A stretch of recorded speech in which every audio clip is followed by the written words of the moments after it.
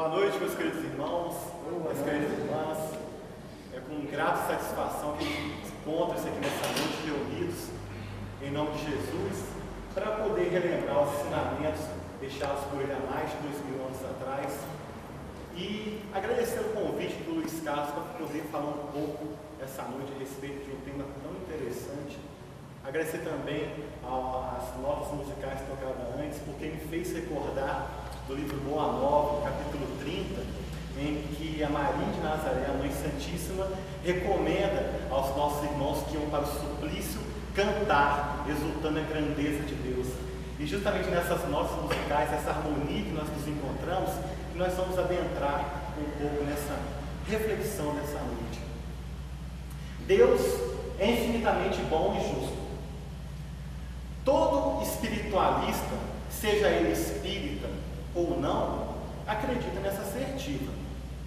Bem, e nós, de fato, ao observarmos a natureza, ao observarmos as leis universais, desde aquelas que regem o microcosmos, das micropartículas, estudadas por Einstein, Bohr, Weizsäcker e outros tantos estudiosos, até as macropartículas ou cosmos, o universo, estudada por Galileu Galilei, Kepler, Hubble e dentre outros também.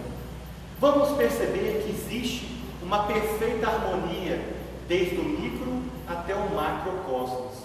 Obviamente, se existe essa beleza, essa conexão restrita ou ampla, é devido a uma sapiência divina que rege destinos dos seres humanos ou dos seres imateriais também.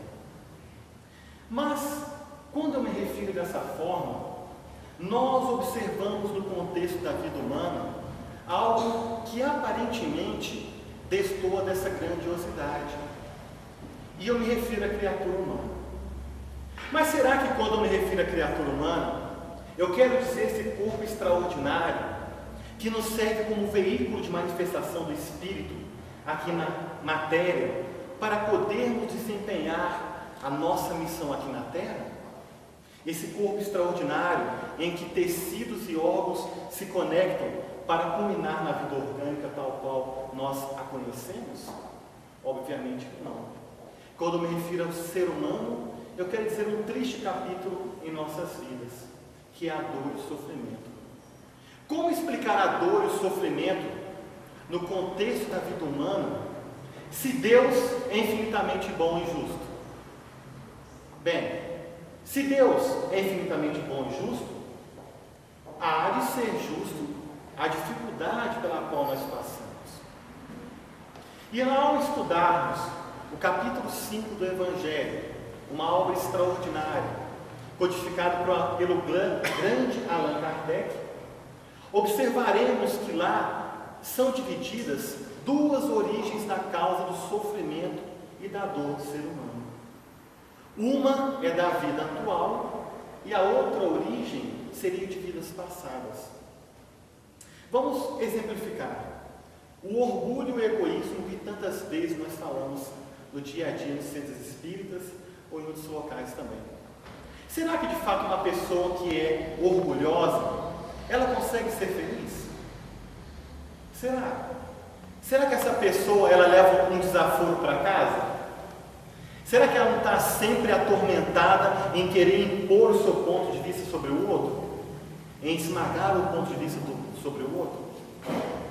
Quantas pessoas que eu vejo no nosso meio, infelizmente, ao invés de estudar para se iluminar, às vezes estuda para impor o seu ponto de vista sobre o nosso irmão, não respeitando o grau que ele se encontra. Quantas pessoas que chegam, são pessoas exemplares no seu trabalho, chegam antes do início e saem depois do expediente e ainda ficam afirmando: mas esse chefe é um miserável, eu faço tudo do bom e do melhor, dou o meu melhor, mas eu não sou reconhecido. Mas quem é o nosso empregador? É o nosso chefe ou é Deus? Gesiel, no livro Paulo Estevam, falou: todo trabalho honesto e digno é obra divina aqui na terra. Então, para que nós nos atormentarmos com as coisas transitórias, com as vaidades do mundo? O nosso verdadeiro advogado será Jesus. Não nos preocupemos com isso. Deixemos o orgulho de lado. O orgulho é uma manifestação do nosso instinto primário.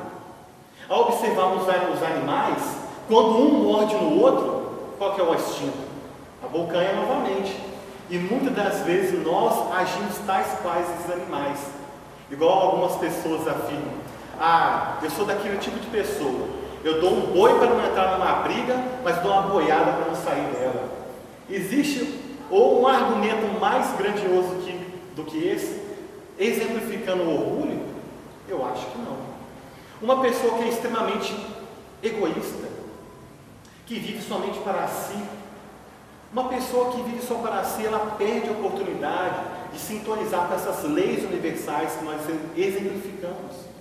Essas leis que estão encaixadas, demonstrando o princípio da fraternidade e da solidariedade universal. Então, todas as vezes que nós nos encontramos em nossas casas, ou aquele sentimento que nós estamos passando de canal em canal na televisão, procurando algo fora, muitas das vezes que não encontramos dentro de nós, porque o nosso orgulho nos fez fechar de tal forma que nós não sintonizamos com a própria essência divina que habita em nós. Então, essas são fontes de origem, de sofrimento dessa própria vida. A quem nos não inculpar, senão nós mesmos, devido às nossas deficiências, devido às nossas mazelas morais. Mas, por exemplo, o que explicar de pessoas que nascem com hidrocefalia? Pessoas que nascem sem membros? Pessoas que não têm as posses materiais mínimas para uma vida digna? Não têm condições para comprar remédios ou para a manutenção da sua própria alimentação? De fato, nessa obra citada anteriormente, o Evangelho segundo o Espiritismo, observaremos que possivelmente foram pessoas que utilizaram mal dos seus recursos, sejam intelectuais, sejam financeiros, e nessa vida ele está tendo a oportunidade de se reeducar, porque Deus é amor, como segundo João Evangelista nos afirmou. Então ele não nos pune, ele nos educa. E a dor e o sofrimento, ela somente vem depois quando nós não sintonizamos com as leis universais do amor, da justiça e da caridade, como nos afirma o livro dos Espíritos. Mas isso tudo é muito bonito, é muito religioso. Mas será que a natureza não nos demonstra fatos concretos? Obviamente que sim. Todos vocês já devem conhecer uma cigarra. Esse bichinho que na época da primavera vai, canta e até estourar, segundo alguns.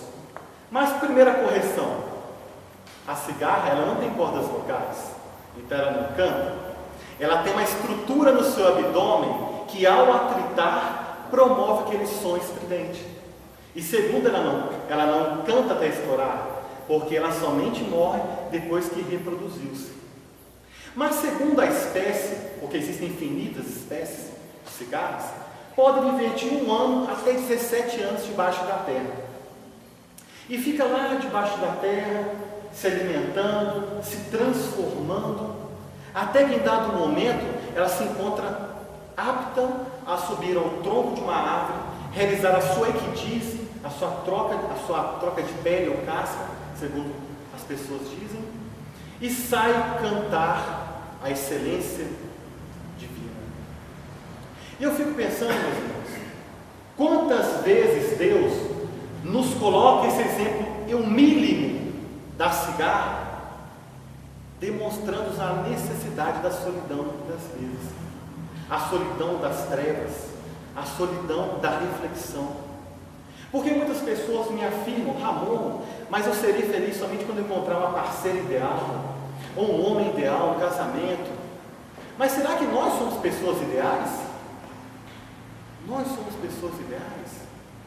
O único ser perfeito que os tem conhecimento aqui da terra, que já reencarnou, foi Jesus. Se vocês sabem de outro, por favor, me informem. Mas se nós não somos seres perfeitos, por que procurar algo no outro, se ainda não encontramos dentro de nós ainda? Todas as vezes que nós buscamos fora, é porque nós não nos encontramos ainda interiormente. Não sei se acontece convosco, mas comigo acontece muito. Eu sinto a necessidade, às vezes, de andar pela natureza, de observar a beleza das paisagens. E muitas das vezes eu me pego a me refletir sobre isso. Por que será que estou fazendo isso? E eu percebo que isso é uma busca divina, que eu não estou conseguindo encontrar dentro de mim, e eu procuro na criação para eu sintonizar com a excelência de Deus. Então são nesses pequenos exemplos que Deus, na sua infinita sabedoria e amor, nos promove como seres humanos. Outro exemplo extraordinário é da águia norte-americana. Eu não sei se vocês já ouviram falar daquela águia norte-americana, aparece muito nos filmes de Hollywood, aquela águia bonita, imponente, com as extremidades brancas. Aquela águia imponente, ela vive aproximadamente 75 anos de idade, mas na metade da sua vida, ela tem que tomar uma decisão fundamental. Com o passar dos anos, as suas garras vão se tornando curvas, o seu bico vai se tornando curvo, e suas penas vão se tornando pesadas demais, devido ao acúmulo de gordura, triglicerídeos. Então ela tem que tomar uma decisão fundamental. O que ela faz? Ela voa ao alto de um rochedo de um penhasco, e lá começa um processo de transformação doloroso, que consiste em, primeiro, ela inicia a sua transformação pelo bico. Ela pega o seu bico e bate contra a rocha até cair. Imagina o sofrimento dessa águia. Mas, ao passar das semanas, com aquele bico caído, um outro novo bico surge, como resposta à própria natureza, que tudo se transforma. Mas não acabou ainda a sua transformação, porque com aquele novo bico, ela começa a retirar garras por garras, até que novas garras surgem. Para vocês terem uma ideia, na Idade das Trevas, era utilizado como suplício retirar unha por unha das pessoas, para fazer com que elas se confessassem algo que muitas das vezes não tinha feito. Então, quão doloroso é esse processo. Mas terminado o surgimento de um novo bico e de novas garras, ela começa a tirar pena por pena, até que novas penas surgem. Depois desse processo que gira mais ou menos em torno de 6 meses, 5 a 6 meses, ela novamente está uma nova águia, transformada, bela, e sai novamente a voar aos infinitos e ao além, demonstrando a sabedoria e a grandeza de Deus, que tudo se transforma. E eu fico pensando, quantas vezes esse exemplo da cigarra e da águia são significativos em nossas vidas. Porque nós, os cristãos, porque todo espírito é um cristão, somos em potencial essa águia poderosa e imponente. Podemos voar ao infinito, superando os obstáculos, as dificuldades da vida. Mas infelizmente preferimos ser como as galinhas e os galos, preocupados com as coisas transitórias, ciscando na horizontalidade do mundo, preocupados em demasia com as coisas transitórias. É lógico que é importante nos preocuparmos com matéria, porque Deus colocou para nós uma missão aqui na Terra, mas não devemos fazer a matéria o princípio de nossas vidas. Nós somos seres espirituais vivenciando uma experiência carnal. Não somos seres carnais vivenciando uma experiência espiritual. Então, esse trocadilho é que nós deveríamos refletir em nossas vidas. Então, exemplos da natureza, nós temos vários. O que nos falta muitas vezes é termos a humildade de reconhecer como Deus é bom em nossas vidas. Porque esse Deus é amor, tudo que nós passamos é para a nossa transformação, é para a nossa sublimação. E se nós tivermos a humildade, a coragem e a disciplina, como Emmanuel nos afirmou, teremos essa capacidade de nos autotransformarmos. Então o processo do autodescobrimento é justamente esse. É olhar para dentro de nós e detectar aquilo que não nos faz falta mais. Muitas das vezes nós somos como essa águia velha que fala, nossa, eu estou com esse bico aqui, mas eu tenho que bater esse bico contra a rocha e não consigo. Ah, deixa para amanhã. Amanhã eu faço isso. É igual dieta que nunca começa, né? Deixa para segunda-feira, deixa para o próximo dia. E a gente sempre vai adiando a nossa própria felicidade. Porque a felicidade, ela não é algo que nós buscamos fora, e sim algo que encontramos dentro de nós mesmos. Jesus, na sua infinita sabedoria divina, você acha que de fato ele perdeu aqueles anos da sua vida à toa? Você acha que quando ele afirmou que o reino de Deus habita dentro de nós, era uma quimera? Era uma falsidade? O governador do planeta Terra iria rebaixar no lodo carnal que nós nos encontramos para dizer mentiras? Não, meus irmãos. Muitas das vezes nós não nos prontificamos a estudar o Evangelho como nós deveríamos. E algumas casas, alguns irmãos dizem, não, o Evangelho é tudo a mesma coisa, é sempre igual, não muda nada, é sempre de amor, caridade. Mas se nós tivermos a humildade de estudar a profundidade do Evangelho, perceberemos que lá Jesus nos demonstrou algo que é uma sabedoria transcendental. Jesus já era Espírito perfeito há 4,5 bilhões de anos, que é o tempo estimado da existência do planeta terrestre. E nós ainda somos crianças espirituais engatinhando. Então, eu me recordo de Emmanuel. Emmanuel, certa feita, disse, de tempos em tempos eu vou em esferas superiores para estudar o Evangelho. E lá eu me sinto como se fosse um crocodilo. E na hora que eu li isso, eu pensei, nossa, se o Emmanuel é crocodilo, o que eu sou? Porque Chico falou que era um cisne, então eu sou uma bactéria. Por quê? Se o Emmanuel escreveu aquelas obras extraordinárias da sequência Fonte Viva, do livro Paulo Estevam, se sentiu um crocodilo, é porque nós ainda não estamos estudando o Evangelho como nós deveríamos estudar, nos transformando, porque sobretudo não adianta ser um espírito esclarecido, mas sobretudo o espírito evangelizado, como o espírito Humberto de Campos nos diz. Porque o espírito evangelizado, ele não somente tem o conhecimento, mas ele vivencia aquilo que o Cristo pregou, que é o mais importante. Mas, fora dos exemplos de Cristo, que são muito grandiosos, do Espírito perfeito, será que nós temos outros exemplos também? Óbvio que temos. Nós temos os apóstolos, que eram pessoas comuns como nós, mas que tomaram decisões incomuns. Tiveram a coragem de seguir Jesus, tomar a sua cruz e segui-lo sem discussão. Colocar a sua vida na mão do co-criador do Pai da Terra. Nós temos grandes exemplos. Pedro negou Cristo 3 vezes, mas depois foi a pedra angular para a fundamentação da igreja de Jerusalém. Temos Paulo, antigamente Saulo. Paulo iniciou a perseguição dos cristãos, culminando na morte de Estevão, antes de Gesiel. Mas, ao encontrar o Mestre às portas de Damasco, teve a coragem de renunciar a si mesmo e seguir a grande alvorada do dia. Temos vários outros também. Mas eu fico particularmente comovido, que foi da grande Maria de Magdala.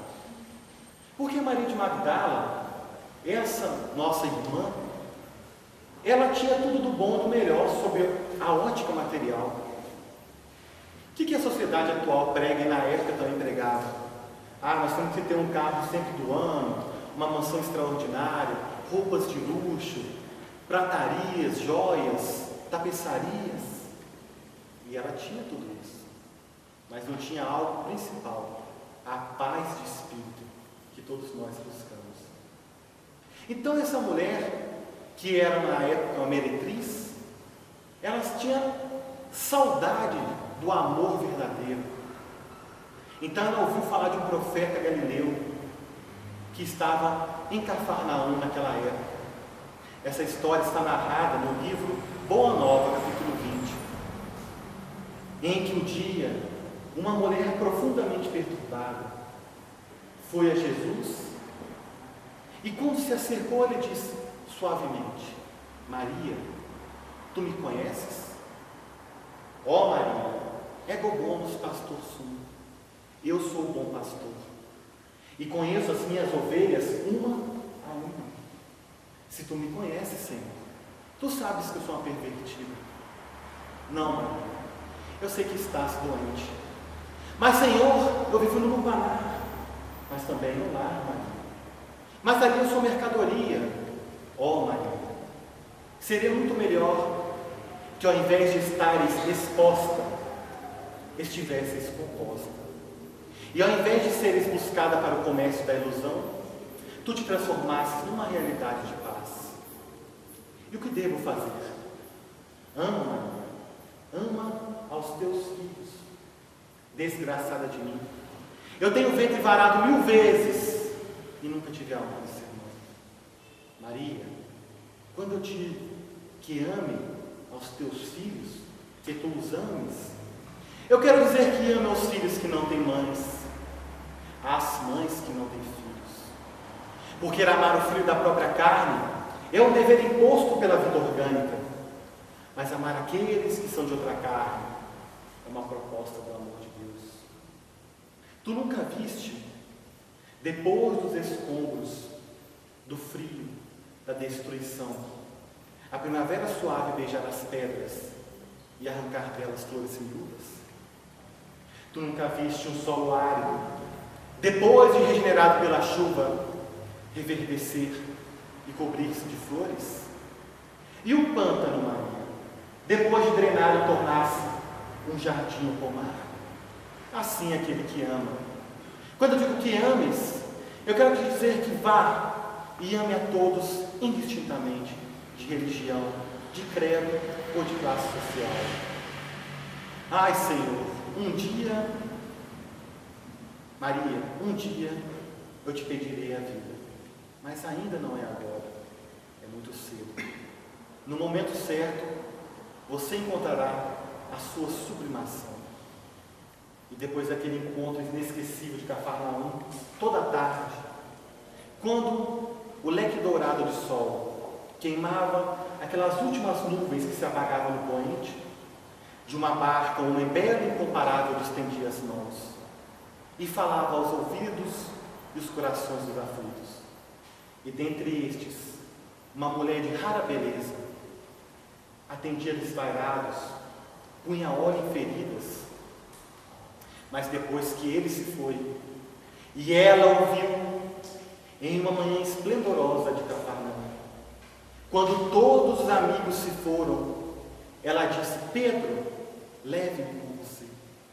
Não posso, tu és mulher, as mulheres são frágeis, não posso levar-te comigo. Maria compreendeu, nunca a perdoariam o lugar de onde ela veio. Perdoavam aos homens que havia derrubado, mas não perdoava aquela que havia cometido os erros. Ela compreendeu e ficou naquela praia, pediu emprego de porta em porta. Magdala, dá uma luta, Cafarnaum. Mas quem tinha um emprego para uma mulher arrependida? Todos nós falamos sobre o crime, sobre a virtude, mas infelizmente não estendemos a mão àquele que não tem virtude para adquirir. Ela compreendeu e ficou naquela praia, a sós.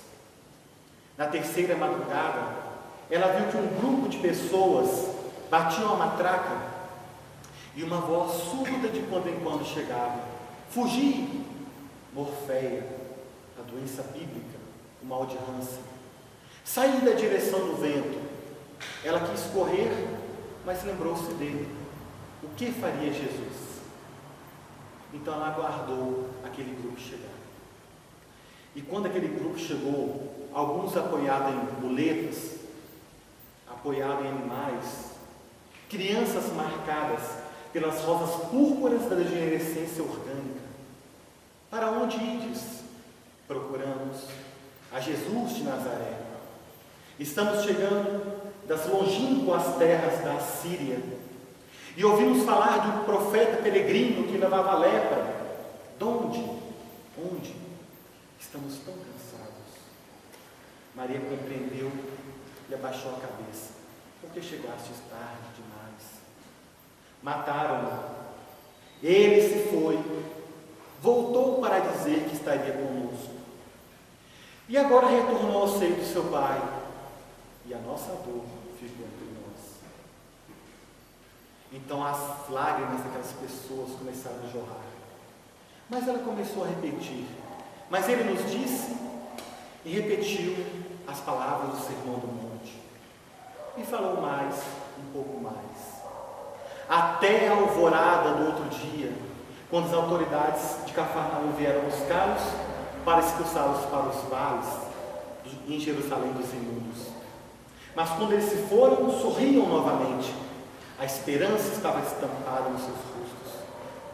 Mas quando ela os viu dobrar numa curva da praia e uma criança lhe acenou a Deus, ela pensou: estes são meus últimos amigos, não tenha mais ninguém. E ela deu um grito: esperai por mim, e saiu a correr. E em menos de 2 semanas após, chegava mais um grupo de atormentados de longe, no vale dos imundos de Jerusalém.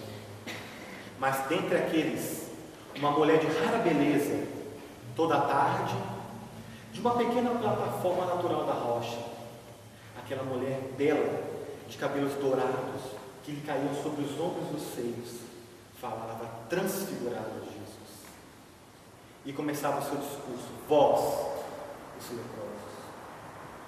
Certo dia ela tomava um banho numa cascata. Percebeu uma despigmentação no peito. Tentou limpá-la.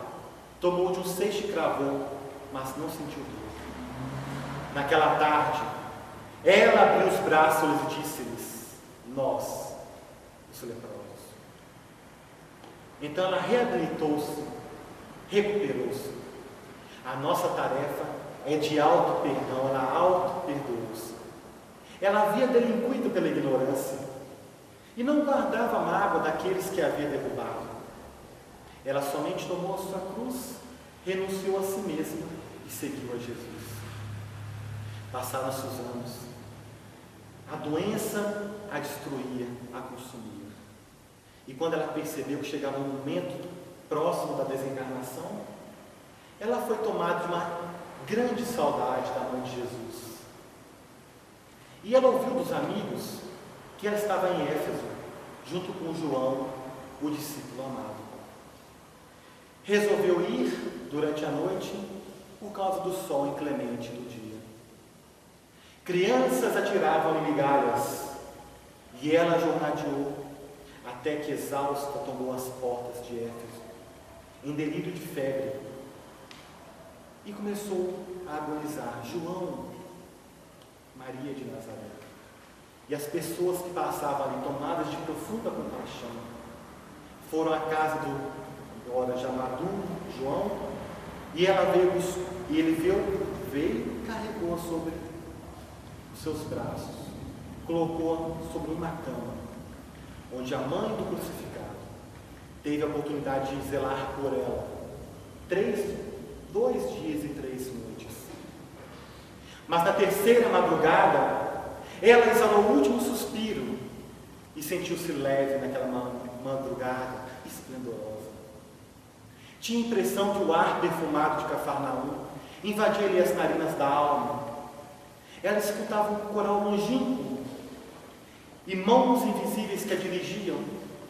Então, sentiu-se naquela praia, próxima à casa de Simão Bar Jonas, onde teve encontro com Jesus fazia 33 anos. Olhou se estava jovem, nova, exuberante, menos de 30 anos, quando viu que dentre as ondas uma claridade tornava-se agigantada. E quando ela viu que as ondas traziam a luz, era Jesus.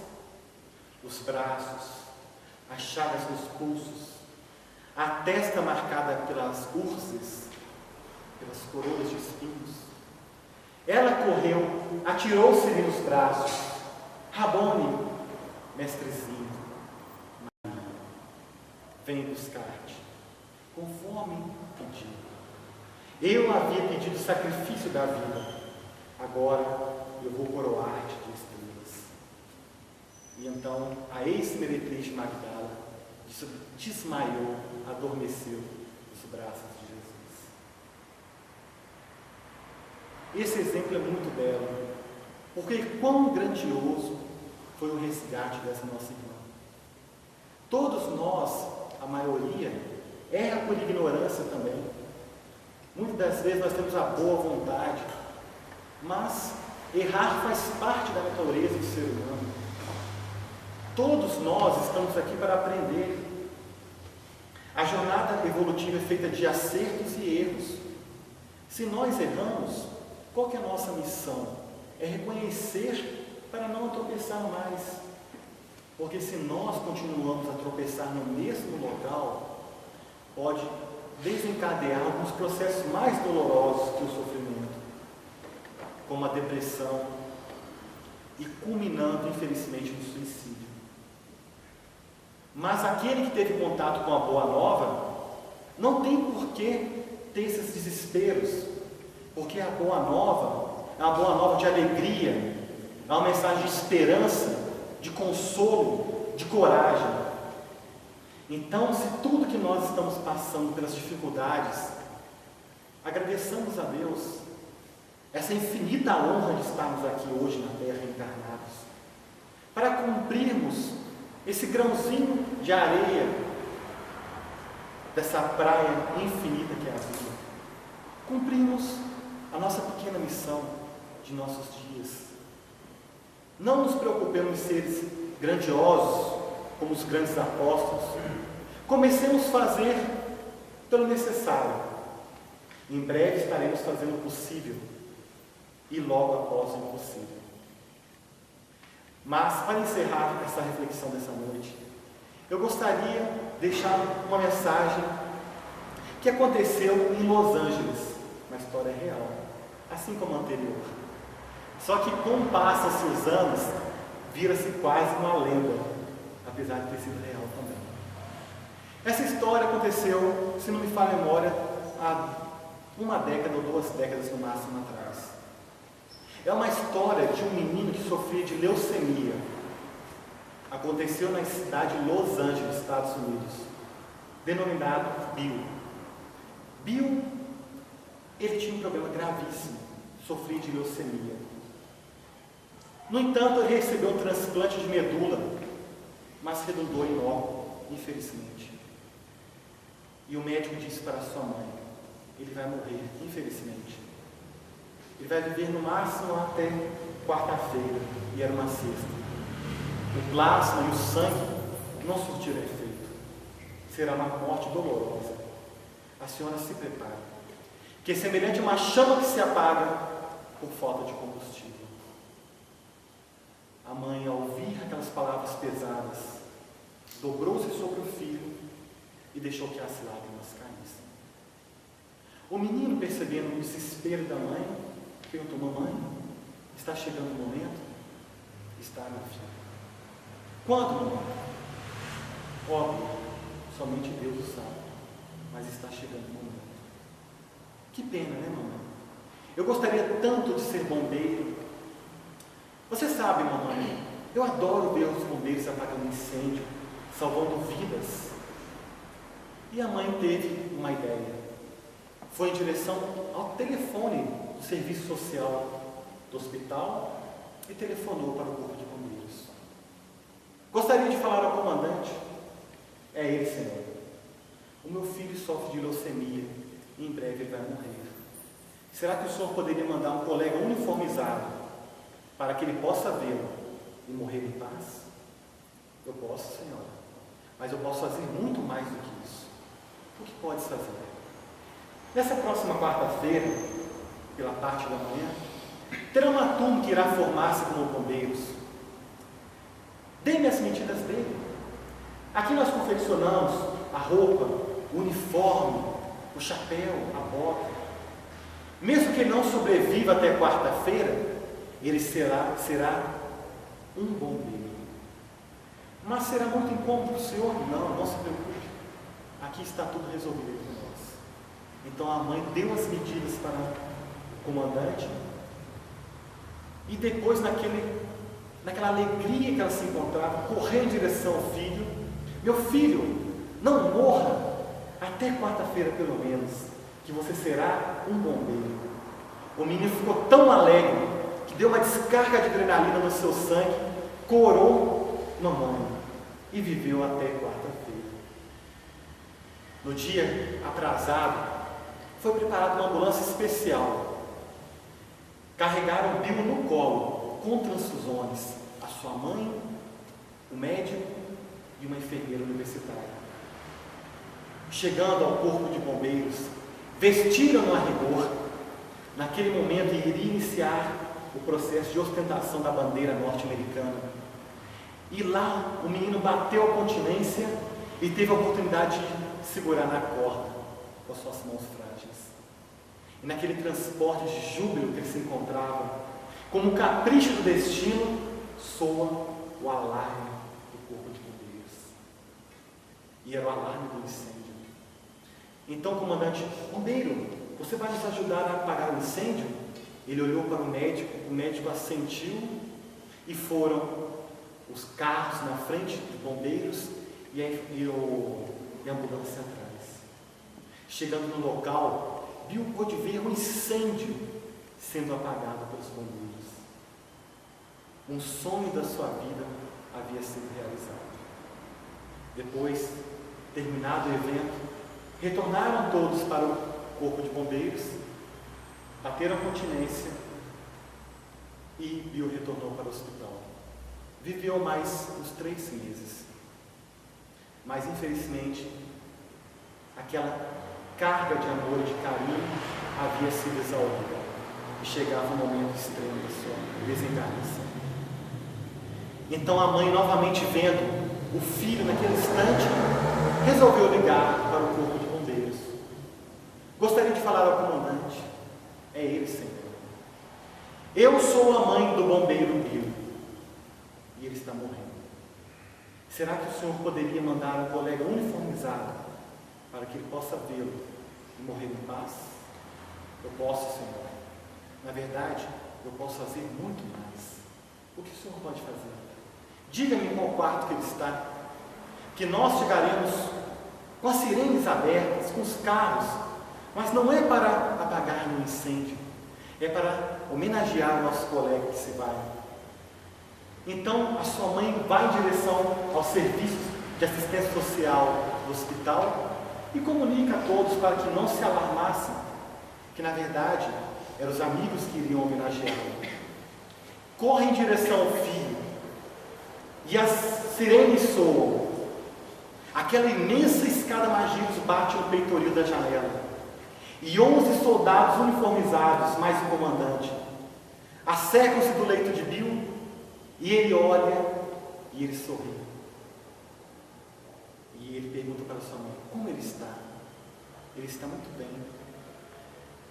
É isso mesmo, bombeiro. Isso muito me agrada. Um verdadeiro bombeiro deve sempre estar pronto. Então o menino, com as suas últimas forças, pergunta com aqueles olhos brilhantes para o chefe: eu sou realmente um bombeiro? Sim, meu filho. Você não é um bombeiro. Você é o melhor de todos nós. E diga a ele, a nosso Senhor, que quando você encontrá-lo, diga para ele que nós continuaremos a nossa missão aqui na terra, em nome de Jesus. Bill sorriu mais uma vez, apertou a mão de sua mãe e entrava pela imortalidade de maneira triunfal, porque ele havia superado o seu desafio do sofrimento. A sua mãe também havia superado o seu desafio, mas o chefe do corpo de bombeiros cumpriu o seu papel, fazendo um pouco mais. E todos nós podemos fazer um pouco mais em nossas vidas. Independente da dificuldade, dos desafios que nós passemos, seja de ordem física, material, espiritual, saibamos que Jesus é a rocha secular que ampara a nossa deficiência evolutiva. Ele é o nosso irmão mais velho, que está sempre nos carregando em seus braços, à semelhança do comandante do Corpo de Bombeiros. Independente das dificuldades e desafios que nós passamos, se nós tentarmos, na medida do possível, colocar em prática os ensinamentos deixados por Ele, nós teremos as cartas vivas do Evangelho, como o apóstolo Paulo nos diz. E nesse momento de dor e sofrimento, nós exultaremos em alegria, louvando a Deus. E já diremos nesse instante: já não sou eu mais que vivo, e sim o Cristo que vive em mim. Que assim seja.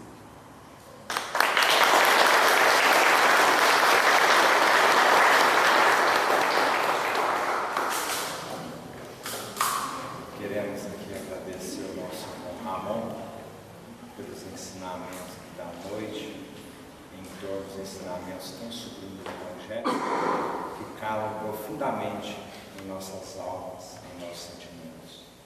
Que foi um momento que falava, mas não tinha nenhuma mosca passando aqui, que nos levou realmente a nos reflexionarmos no que ele falou.